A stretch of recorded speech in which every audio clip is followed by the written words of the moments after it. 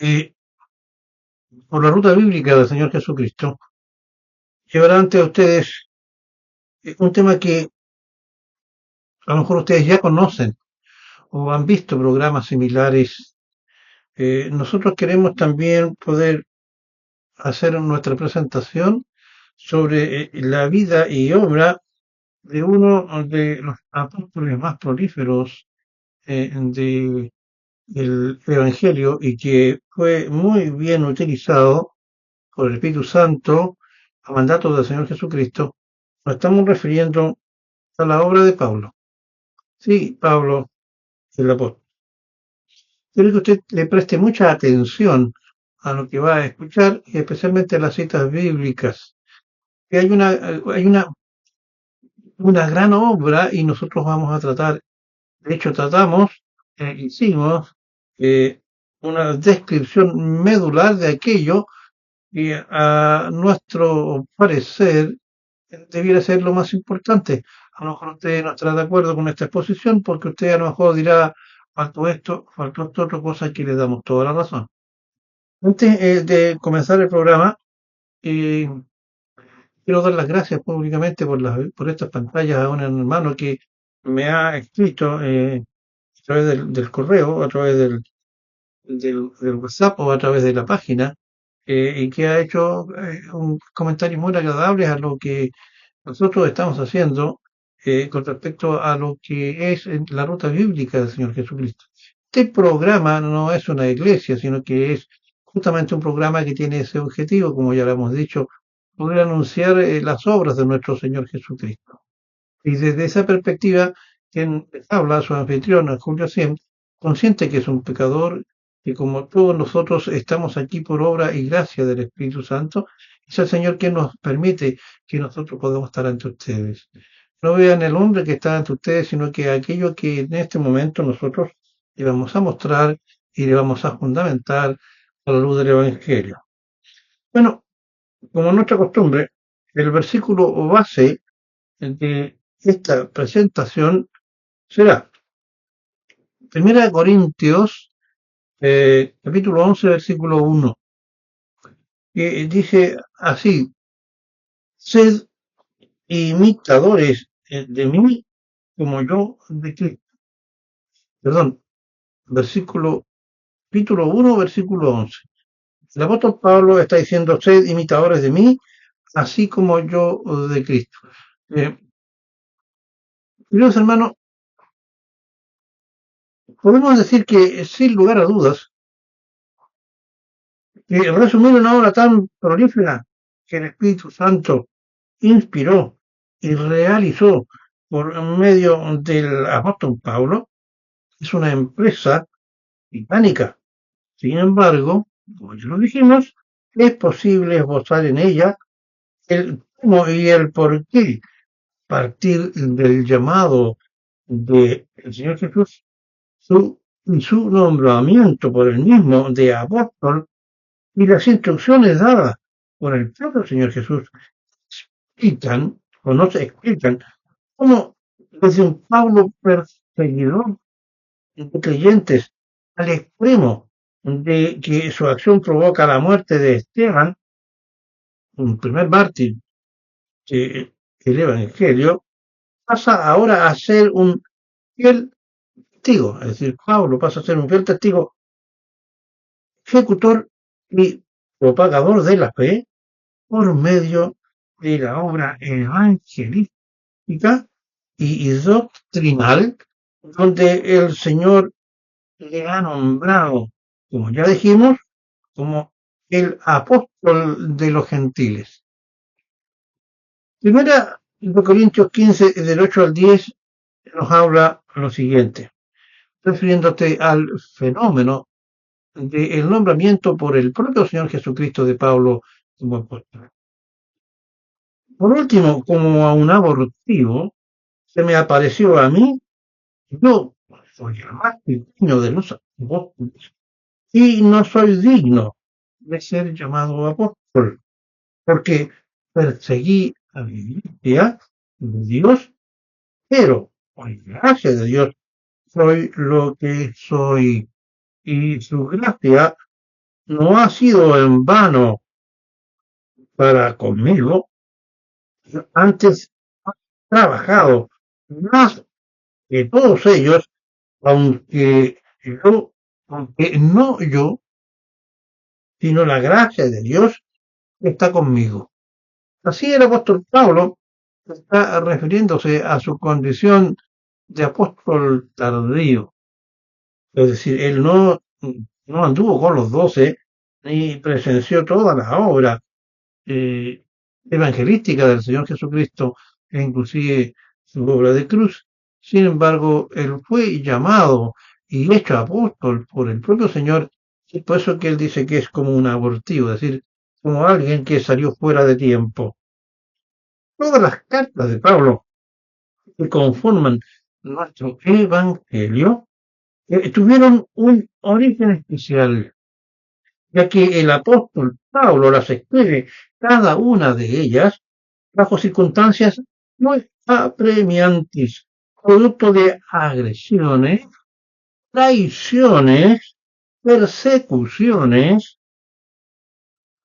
prisiones y sufrimientos personales, pero que sin lugar a dudas reflejan su carácter de apóstol y creyente, pero que sin embargo dan a la luz, a pesar de todos estos contratiempos, a sus 13 cartas en un lapso de 15 años, desde el año 49 al 67 del siglo I.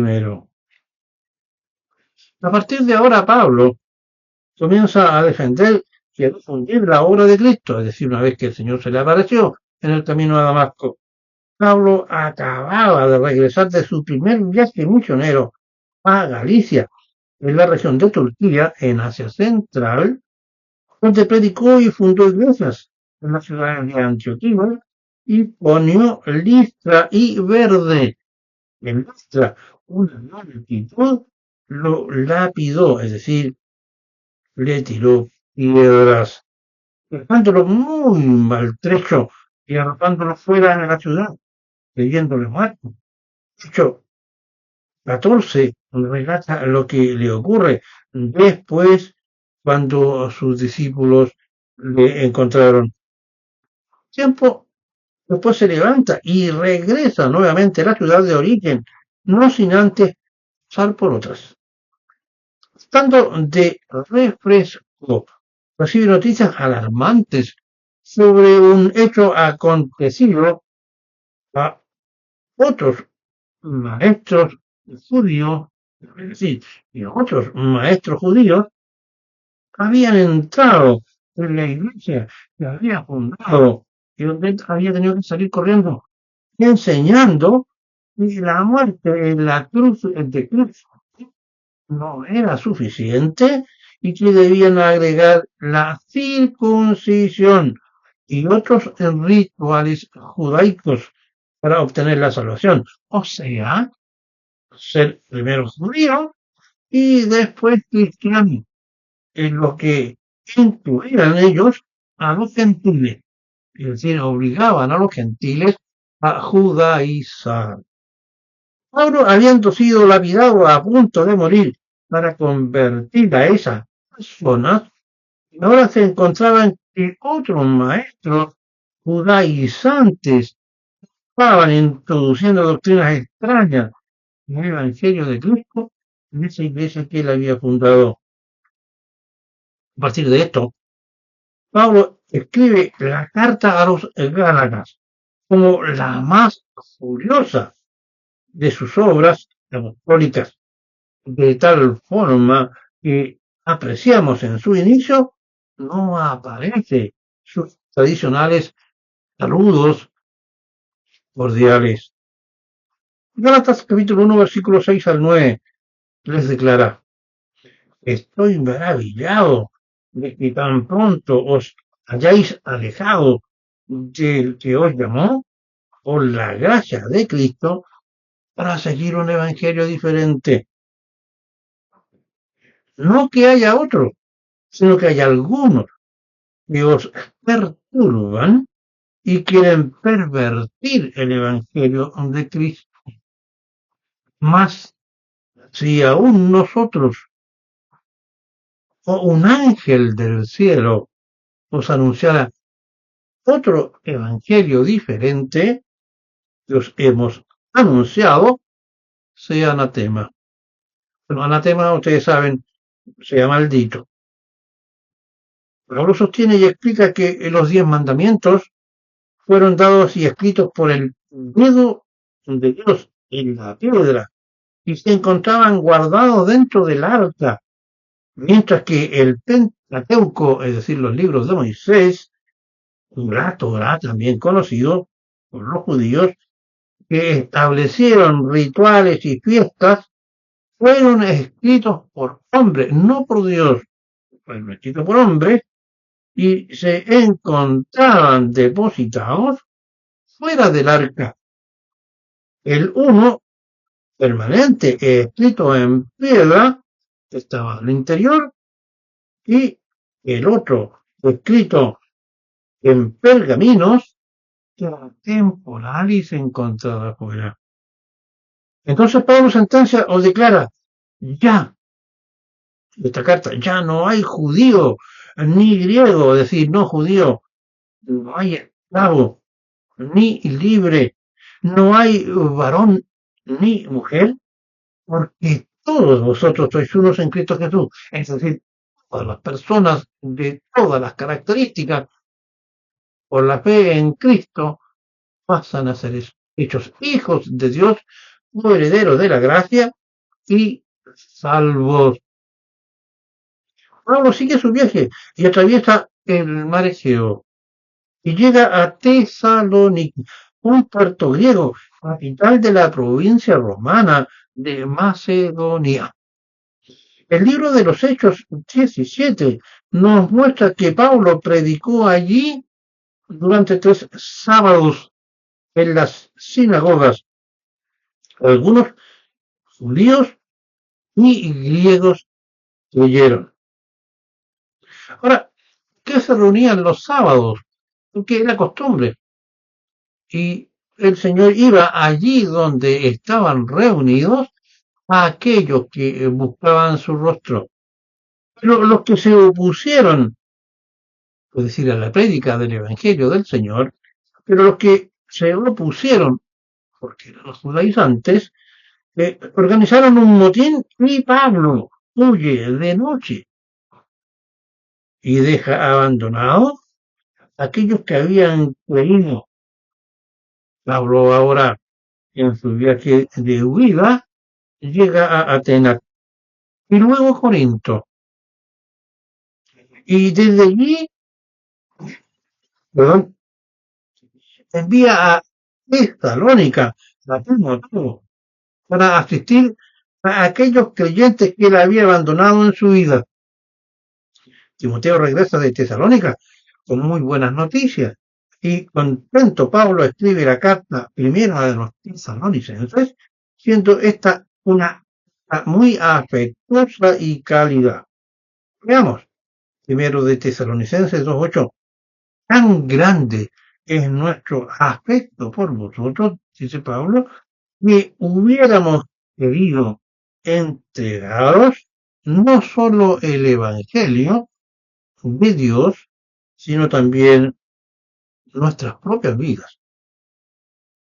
Había entre los tesalonicenses, sin embargo, un temor, pues creían que los creyentes que ya habían muerto se perderían, pues no estarían presentes en la venida del Señor y eso les hacía sufrir.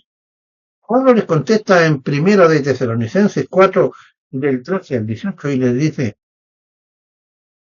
tampoco queremos, hermanos, que ignoréis acerca de los que duermen, es decir, los que están muertos, para que no os entristezcáis como los otros que no tienen esperanza. Porque si creemos que Jesús murió y resucitó, así también traerá Dios con Jesús a los que durmieron en él. Por lo cual os decimos esto en palabra del Señor, Y nosotros que vivimos y que habremos quedado a la venida del Señor, no precederemos a los que durmieron, porque el Señor mismo, con voz de mando, con voz de arcángel y con trompeta de Dios, descenderá del cielo y los muertos en Cristo resucitarán primero.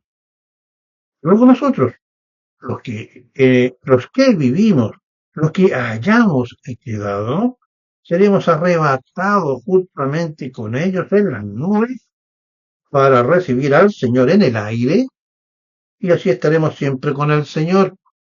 Por tanto, alentados los unos a los otros con estas palabras.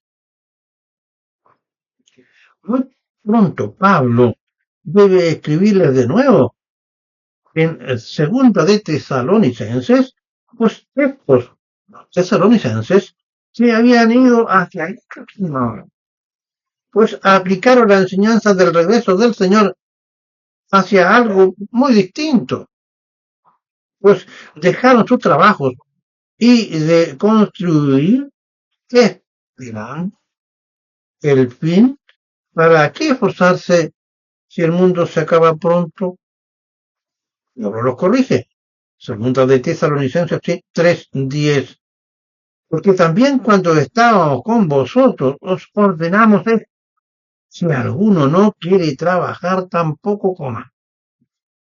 Con ello les está diciendo que el hecho de que Cristo venga pronto no significa que no hagas nada y no seas útil trabajando acerca de la fe y la esperanza.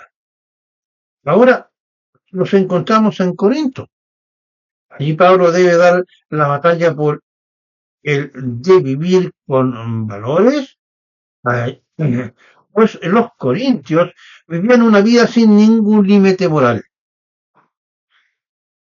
Pasó allí 18 meses y fundó una iglesia, trabajando, fabricando tiendas de día y predicando de noche.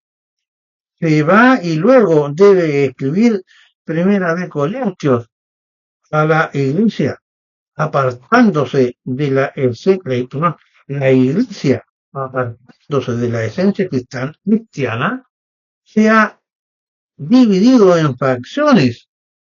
Unos dicen ser de Pablo, otros de Apolos, otros de Cefas, se enfrascan en peleas y disputan que los lleva ante los tribunales romanos de los impíos a tal extremo que uno vive con la mujer de su padre y la iglesia se muestra orgullosa de sus logros, la gente se embriaga en la cena del Señor y ha sido convertida en un banquete o ágape, donde los ricos comen y beben en opulencia, mientras los pobres pasan hambre, disputan sobre los dones espirituales, algunos que se creen más espirituales desprecian a los otros, etc.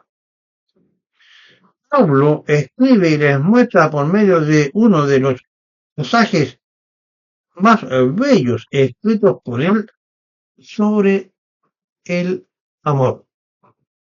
1 Corintios 13 del 1 al 3 y después del 8.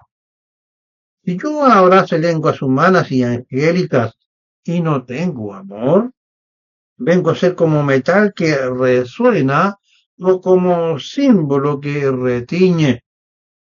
Y si tuviese profecía y entendiese todos los misterios y toda ciencia, y si tuviese toda la fe de tal manera que trasladase los montes, y no tengo amor, nada soy.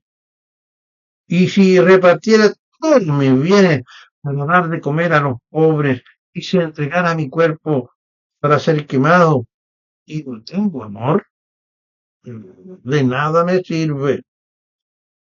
El amor nunca deja de ser, pero las profecías se acabarán y cesarán. Las lenguas y la ciencia acabarán, porque en parte conocemos y en parte profetizamos. Continúa el apóstol Pablo ahora declarándoles quién es aquel que es el centro del evangelio de la vida cristiana y que ello está basado en su resurrección, es decir, en que Cristo murió por nosotros y luego resucitó. 1 Corintios 15, 20 al 22. Dice, mas ahora Cristo ha resucitado de los muertos, primicias de los que durmieron, es hecho. Porque por cuanto la muerte entró por un hombre, también por un hombre la resurrección de los muertos. Porque así como en Adán todos mueren, también en Cristo todos serán vivificados. vivificados. Señalar aquí que es muy oportuno dejar claro que las primicias eran ofrendas que se hacían de los primeros frutos de la cosecha y anunciaban la certeza de la venida de la germinación y producción de todas las cosechas y de los demás frutos. Esto para el tiempo de los judíos. Pablo les dice que siendo Cristo la primicia de los que resucitan, y si también los que creyeron después de él, también con certeza resucitan. En 2 Corintios, ahora la situación es otra. Ahora existió alguien que menospreció a Pablo como apóstol, diciéndole que solo era bueno escribiendo, pero predicando él no era mejor. Esos eran los falsos apóstoles que se creían súper. ¿Trae eso algo a la memoria hoy día, queridos hermanos? Estos, como dije, eran falsos apóstoles, se creían súper apóstoles, se creían más calificados, más espirituales. Él le responde sobre su excelencia, pero no basada por los pergaminos que él haya podido tener, ni por los estudios, ni por haberse educado a los pies de Gamaliel, etcétera, etcétera, sino que con sus tribulaciones, es decir, con sus sufrimientos.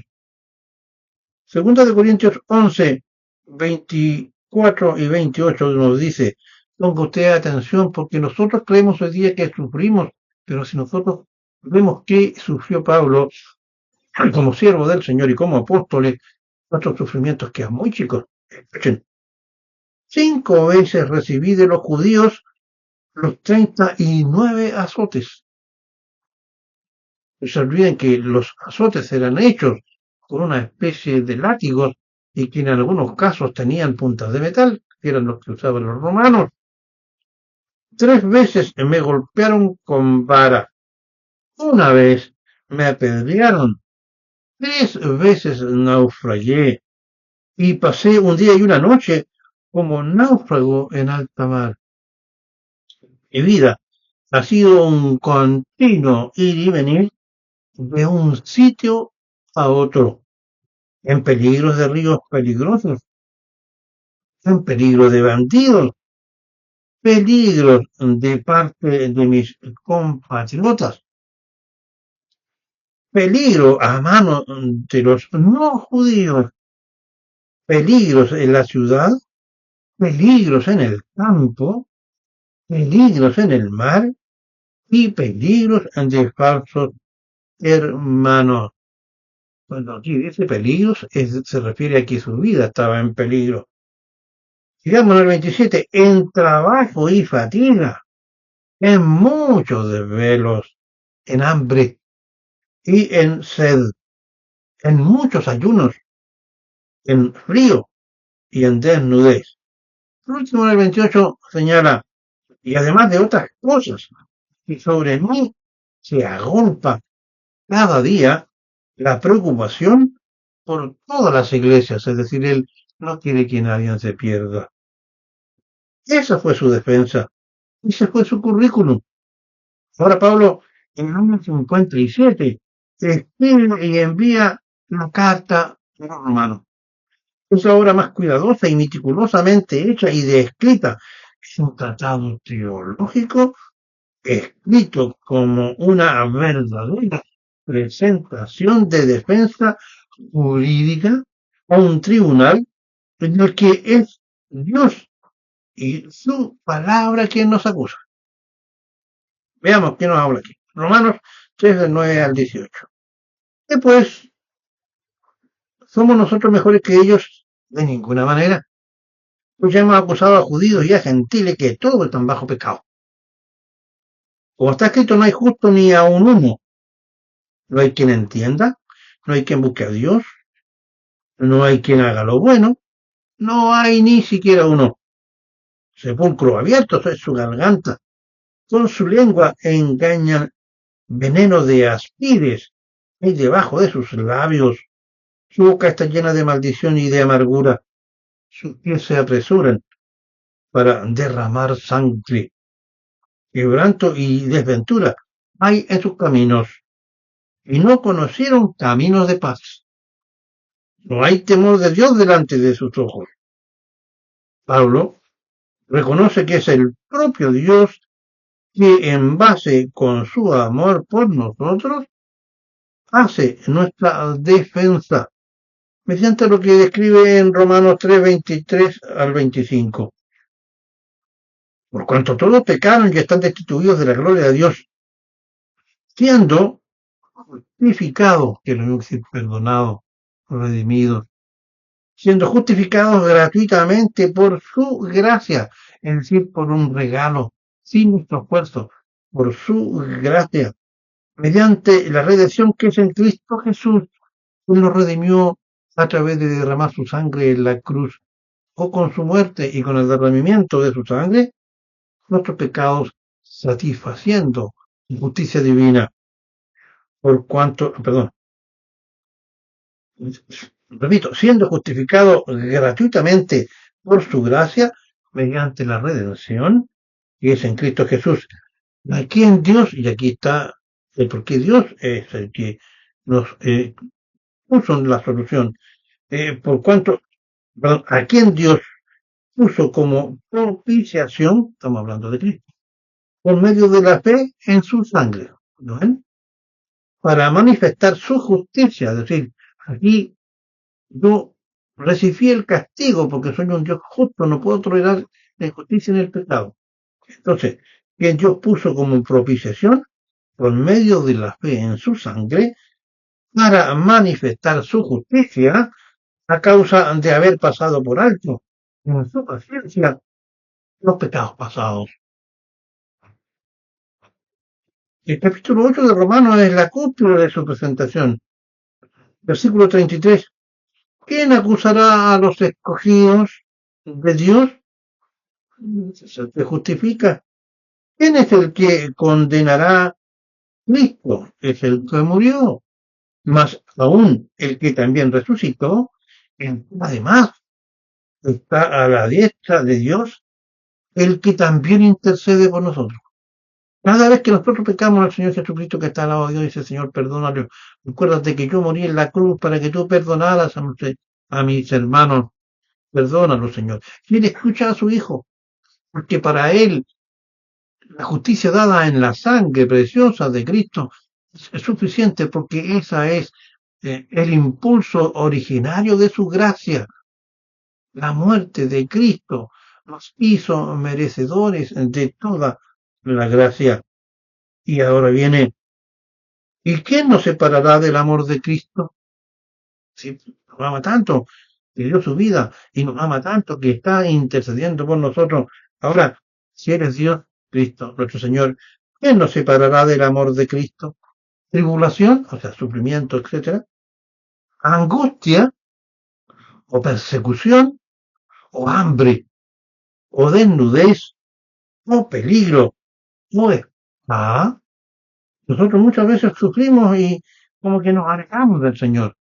Pero todo creyente bien intencionado, con fe verdadera, persevera, vuelve a los pies de Cristo, supera el pecado cometido, pide perdón y se levanta con fe de que el Señor le ha perdonado y se reintegra la comunión, es decir, el gozo de la salvación.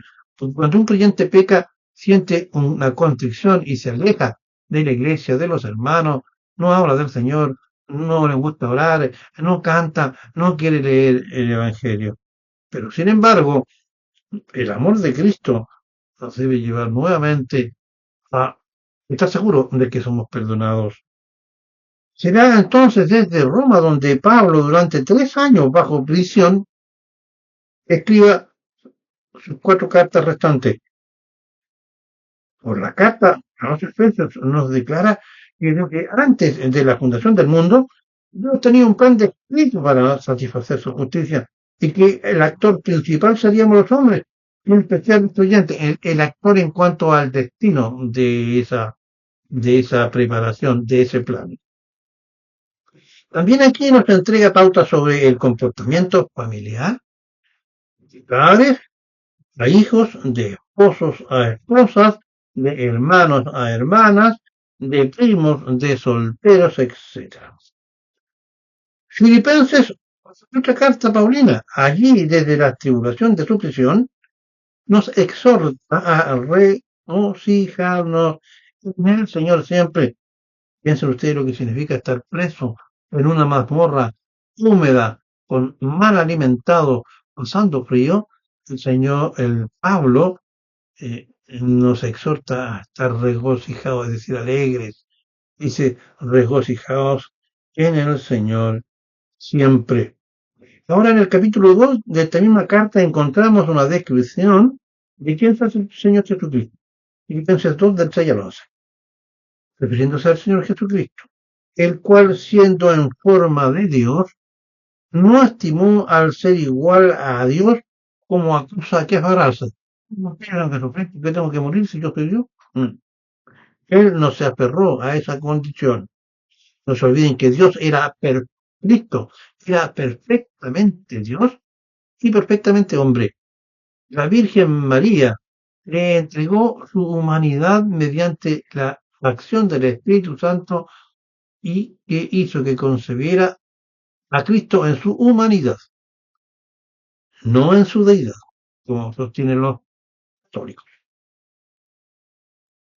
sino que se despojó a sí mismo, tomando forma siervo, es decir, de esclavo, hecho semejante a los hombres, semejante, no igual, semejante, porque era mitad hombre, mitad Dios, perfectamente hombre, y estando ahora en condición de hombre, renunciando a su condición de Dios y estando en la condición de hombre, escúchalo bien, se humilló a sí mismo, haciéndose obediente a quien al Padre que lo había enviado, haciéndose obediente hasta la muerte y muerte de cruz. La muerte en la cruz era el castigo para los criminales más malditos, por decirlo de una manera, por lo que los romanos castigaban a estos. Y el Señor de toda gracia, inocente, se humilló en obediencia y entregó su naturaleza humana en la muerte de cruz. Por lo cual, que lo ven ahora, su condición después de su resurrección, su condición después de la resurrección. Por lo cual Dios también le exaltó a lo sumo, si no puede haber algo más grande, y le dio un nombre que es sobre todo nombre. ¿Cuál es ese? El no dulce nombre del Señor Jesucristo. Para que en el nombre de Jesús, ¿digo bien? Se doble toda rodilla de los que están en los cielos, ángeles y potestades, y en la tierra, hombres y todo lo que respire alaba al Señor. Toda lengua confiese que Jesucristo es el Señor para gloria de Dios Padre. Es decir, reconocer que Dios el Padre al ejecutar su plan en comunión y en conformidad con el Señor Jesucristo y con el Espíritu Santo, nos entregó a su Hijo para su gloria. Es decir, gracias Señor, te alabamos Señor, te bendecimos, te adoramos porque eres Dios, porque eres magnífico, porque eres grande, porque tú eres todopoderoso.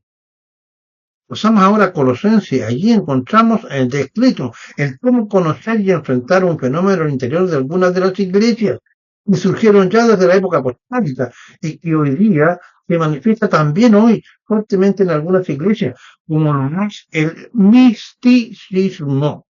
Es decir, buscar experiencias y sensaciones sobrenaturales, sueños, visiones, etcétera, apariciones, manifestaciones, manifiesta fuertemente en algunas iglesias como no es el misticismo, es decir, busca experiencias, sensaciones sobrenaturales, atribuibles a una falsa manifestación del Espíritu Santo, lo que lleva a muchos a experimentar verdaderas locuras como asaltos, como gritos, estados de trance, producto de una emocionalidad humana que nada tiene que ver con Dios y su Espíritu.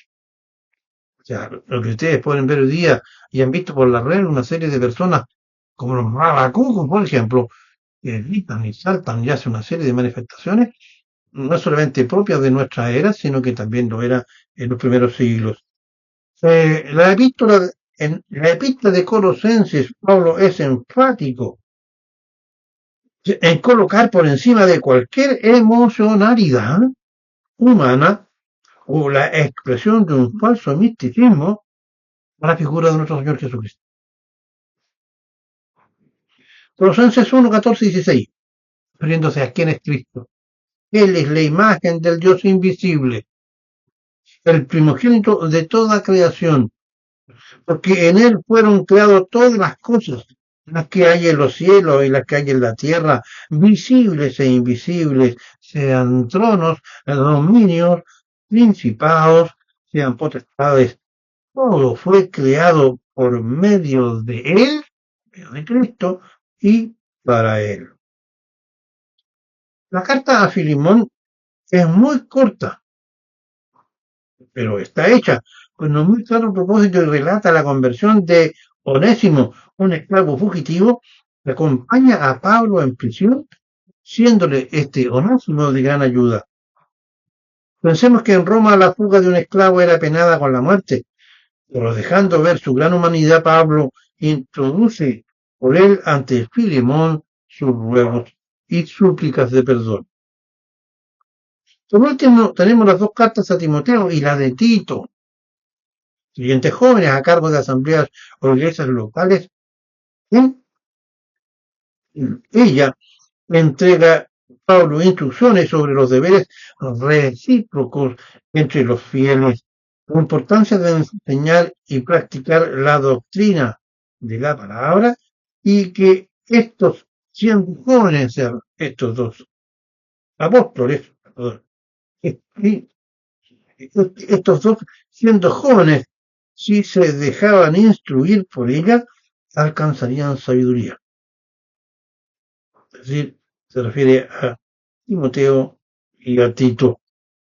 Las obras de Pablo abarcaron todo aquello necesario para la vida y el desarrollo de la iglesia y del creyente, desde aspectos doctrinales, la creación, la naturaleza de Dios, las maravillas de Cristo y el significado de la cruz, el comportamiento personal, familiar y de la comunión al interior de la iglesia.